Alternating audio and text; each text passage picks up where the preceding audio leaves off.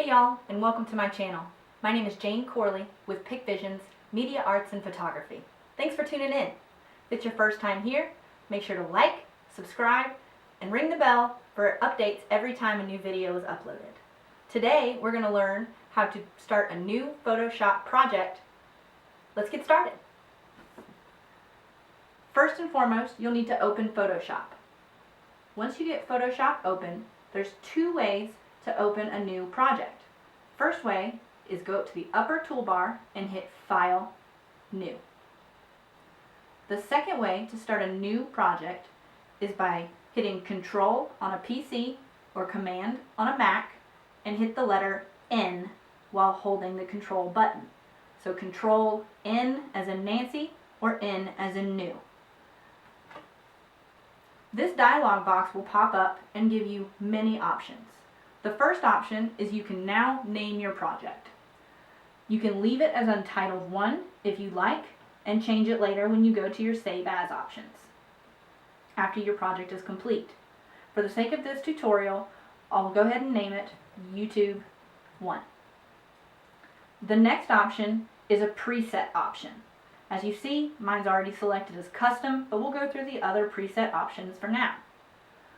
The preset options give you a default photo size, which will go ahead and populate inches as a 5:7 photo, a typical photo size, with a resolution of 72 and a color mode of RGB. The next preset option we'll go over is US paper size. US paper size is a letter format with a width of 8.5 by 11. It'll go ahead and populate in inches with a resolution of 300.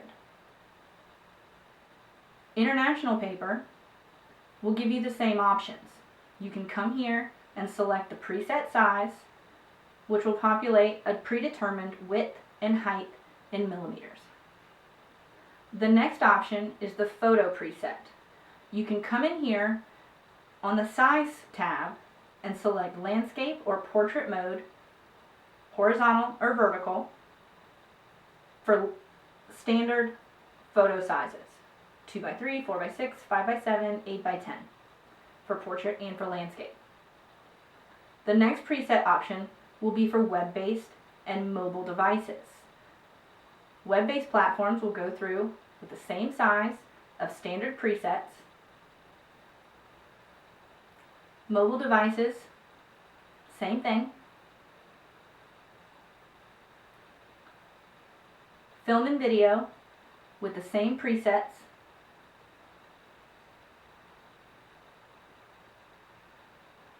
And then of course you have a custom option. This custom option will allow you to set whatever width and height, resolution, color mode, and background contents you would like. Now what does that mean? Typically, I will use pixels. I've met many other photographers that will use inches, but I'll use pixels. Pixels are the most common used increment. Inches will work fine too, but just know the end product for where you want your Photoshop project to go. A lot of web-based platforms will go ahead and give you suggested pixel by pixel ratios to better perform the best photo size for whatever you need to use it for. So on this custom platform we've made already, we'll leave it at 720 pixels by 480 pixels. Now on to resolution. Resolution is set to 72.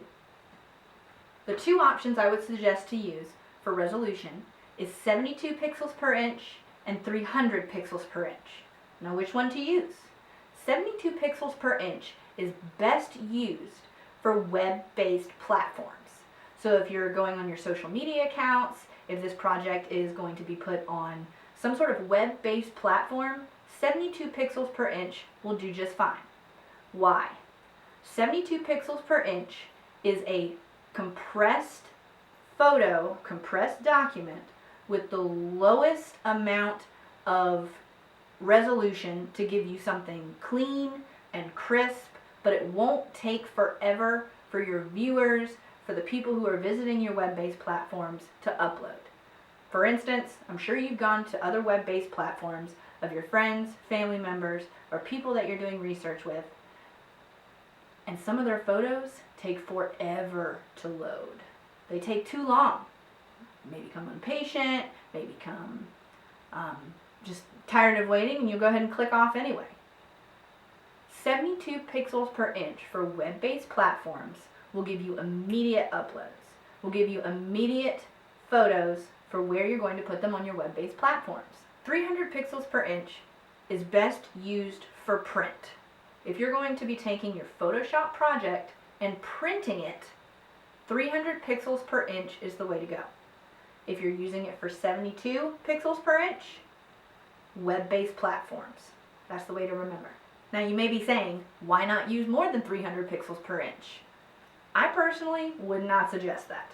300 pixels per inch is a good max. 300, 400, 500, 900, 1,000 pixels per inch, you're now getting into, one, a massive file format, and two, your image is going to become pixelated. I'm sure you've seen images that were uploaded with higher resolutions, higher pixels per inch. They look grainy. There's something called noise, where it's pixelated and you have little green and pink. Looks like certain pixels are just too much. The file format's big, big, big, and it's hard to translate across platforms. The larger the file resolution is, the grainier it's going to be. So 300 pixels per inch will do you just fine. Now moving down to resolution, I'm going to go ahead and move this to 300 pixels per inch. Now down on color mode, for the sake of working with photos or graphics in Photoshop, for photos, RGB color is the way to go. Photos, pictures, anything that's not a logo or graphics, RGB color mode. CMYK color mode is more for graphics. It's more for logo design, it's more for t-shirt design, it's more for things along that note. RGB color mode, for the sake of this tutorial, we'll do RGB color. The 8-bit, we'll leave that there. You do have an option to change to 1-bit, 16, or 32, but typically just keep it on 8-bit. In the advanced photos, in the advanced color profile and pixel aspect ratio section, I almost 100% of the time, color profile, do not manage my color profile. Do not color manage this document. Do not color manage this document. This line right here, typically stay above this line. Don't color manage this document or working RGB, since that's the color mode we're working in. For pixel aspect ratio, square pixels. Square pixels, square pixels. These other options here are for animation, they're for video use of whatever you're creating here. You can see it's widescreen, 1080p HD. You have all these other selections you could choose from, but for working with photos, for working with any graphics, or really for whatever Photoshop is used for, typically 99.9% of the time, square pixels is the way to go. Before we hit OK, I want you to notice that this image size here, this is going to go ahead and tell you that this image is already 1012.5 kilobytes, or a little over 1 meg. That's going to go ahead and give you the size of the file that you're about to start working with. Now before we hit OK, we're going to talk about background contents. Background contents, it's going to give you 3 options. First option is white. The white background content is going to give you a white canvas to work from when you hit OK and your project is populated on the Photoshop window. Same with background color. You can choose a black background, green background, magenta, whatever color background you want to choose. You can make that selection here. The last selection is transparent. Transparent background is going to give you a multitude of options that you can work with to create any sort of background you want. It's going to give you a blank document with nothing in it. It's going to give you a blank slate. It's not going to put any white color in it, not going to put any other color background on it, and it's not going to populate any other information other than a blank slate. So let's continue. Go ahead and just select a white background so you can see what the canvas looks like, and we'll hit OK. This is what it populates when you hit OK. It shows your file formatted in the window. It gives you this layer tab for your project. And down here, it's got a little more information about your zoom level. You're at 100% zoom, and it's going to give you this dock tab. You can see here, it's got the file size in this dock tab. Then if you click and hold the click, you can see where it has the width, the height, the different channels used, the resolution. It's got all that information that you just made in the preset box, all right here. If for ever any reason you do need to change the canvas layout of your document, it's not too late. It's never too late. Come up to Image on this main toolbar, click, and go down to Canvas Size. Or you can hit Alt-Control-C. This information will populate again, and you can make these adjustments. And just hit OK. Another thing to pay attention to in this window is it already populates a background that's locked in your Layers tab. I hope you found this video helpful.